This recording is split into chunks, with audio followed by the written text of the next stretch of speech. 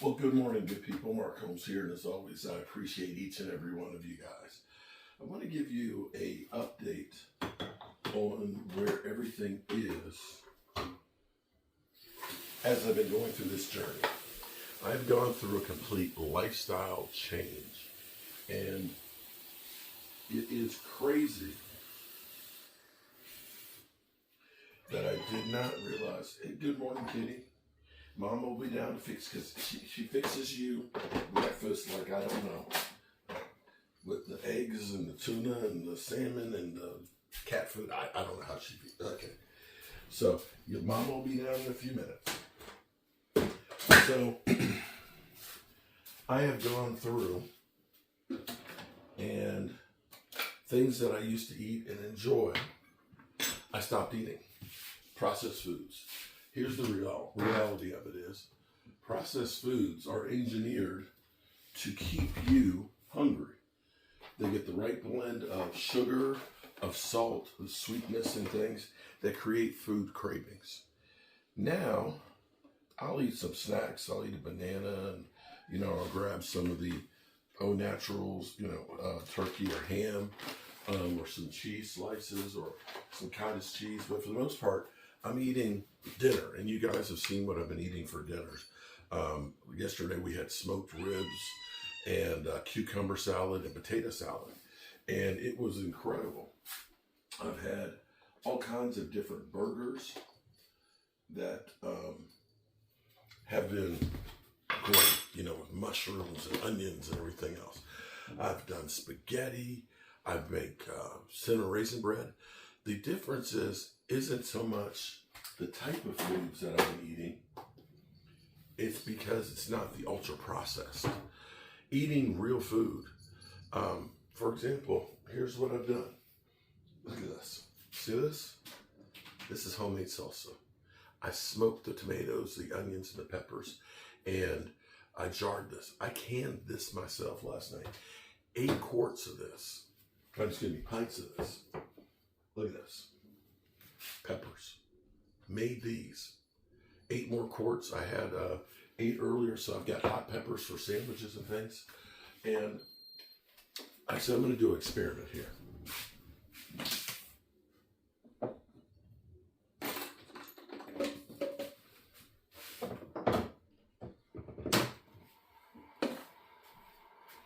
Now this is, I got to turn the lights on, and I don't have my glasses, so I'm curious because these peppers, it's vinegar, it's salt, a little bit of sugar per 2 cups of water and vinegar, and water.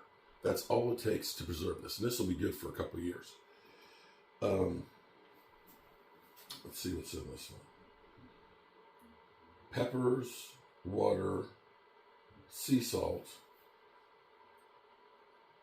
citric acid. I can't even. Okay, here, maybe you guys can read it. Okay, I don't have my glasses on. But those are the ingredients that are into it. So the thing is, when I make bread, for example, the bread, it's unbleached flour, it's butter, it's salt, it's cinnamon, it's raisins, it's dry milk, it's water, and it's yeast. Then how come when we get bread in the store, it's got about 30 or 40 different ingredients in it? It's that stuff that makes the difference. Here's the things I can tell you processed foods have done to me that aren't happening to me since I stopped doing processed foods. 1, I've dropped 40 plus pounds in 8 months. That's better than like GLP-1s. No side effects. Not having bone loss. Don't have the GLP look face. 2, I'm not having food cravings like I did. Now, I love candy bars. I love sweets and things like that. But I know when I eat them, I get into like a food craving fix. And I just have to keep eating them and eating them and eating them. It's kind of like when they say potato chips. Can't have just one. 3, my blood pressure this morning was 112/78. A year ago, the doctor put me on blood medication because my blood pressure was extremely high. 4, The swelling that I had in like my ankles and my legs doesn't exist anymore. It's no longer there. My energy levels, I'm waking up at like 4 or 5 o'clock in the morning, wide awake with clarity in my head. And I'm able to work all day long. I'm going to give you another one. 6, my joints don't hurt like they used to. And I have an arthritic knee.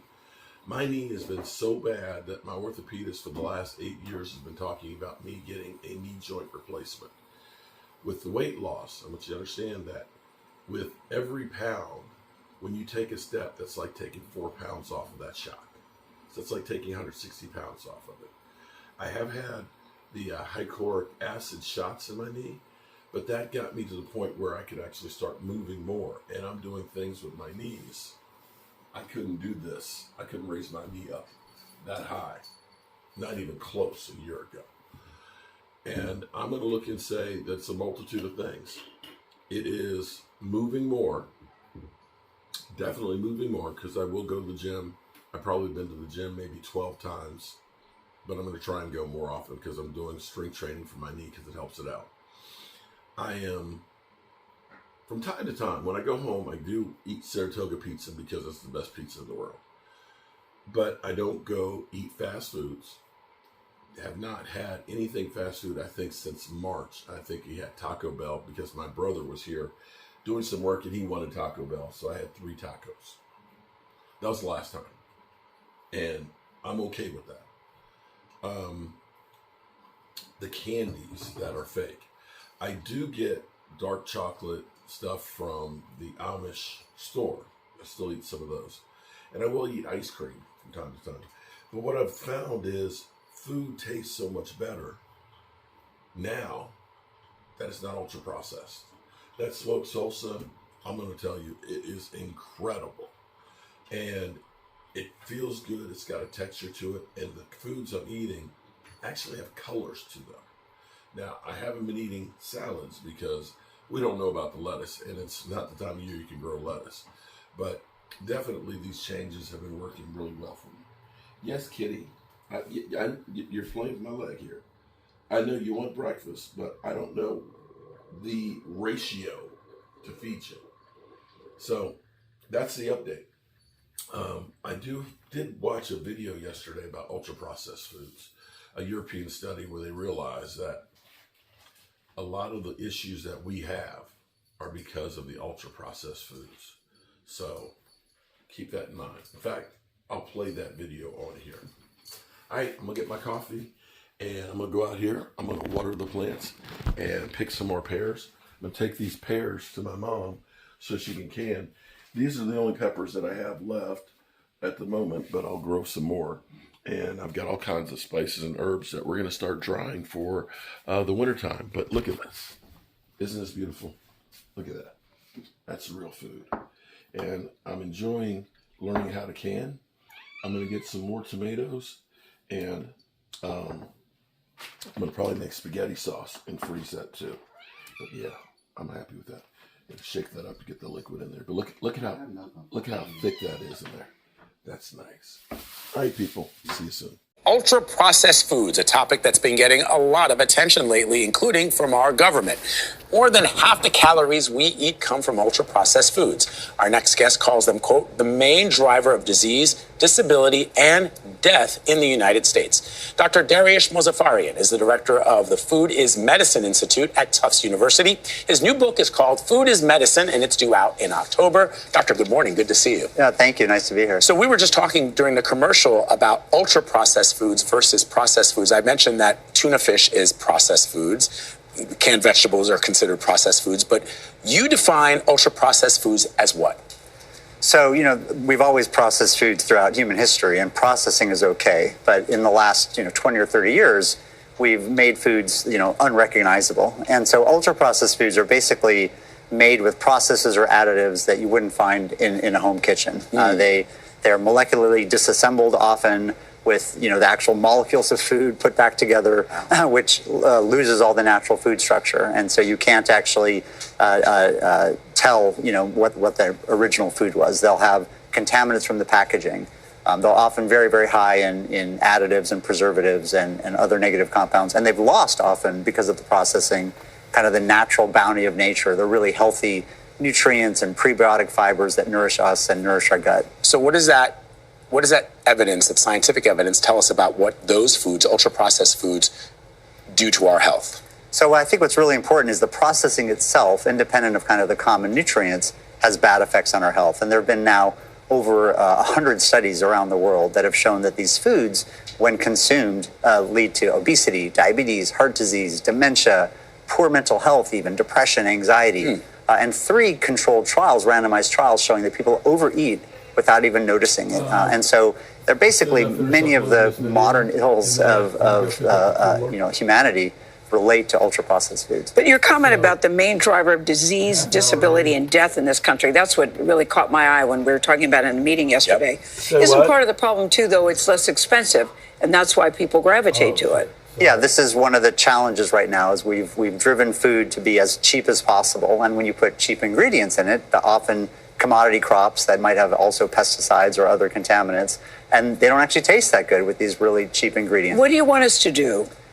Well, I think we need to first have transparency, and we need to be able to tell Americans what ultra-processed foods are. It's very complicated if you go in a grocery store and look, and there's two cereals. One might be ultra-processed and one might not be. And to have to look at all the ingredients and have a PhD in nutrition and MD is just not fair. So I think we really need to first define them, and I would like to see a label, just a transparency, a label of which foods are ultra-processed and which are not. Well, so speaking of labels, I think the thing that we always hear is if you look at the label and you see something that you can't pronounce, Or that even you shouldn't more than do 5 it. ingredients, Right. It's like, don't do that. What's your take on this, though?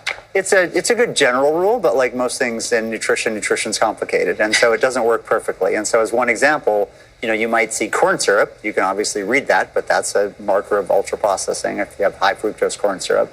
You might see alpha tocopherol, and you're like, oh, what's that? That's just vitamin E, which is okay. Which is okay to put a vitamin in a food. So vitamins in particular, I think will mix consumers up. The 5 ingredient rule is actually pretty good. That's actually probably a decent rule. Most ultra-processed foods are going to have a long list, but if you have just enriched wheat flour, which isn't necessarily ultra-processed, but just has vitamins in it, you'll see this long list of vitamins, and that might scare people off from a healthy food. What are you eating?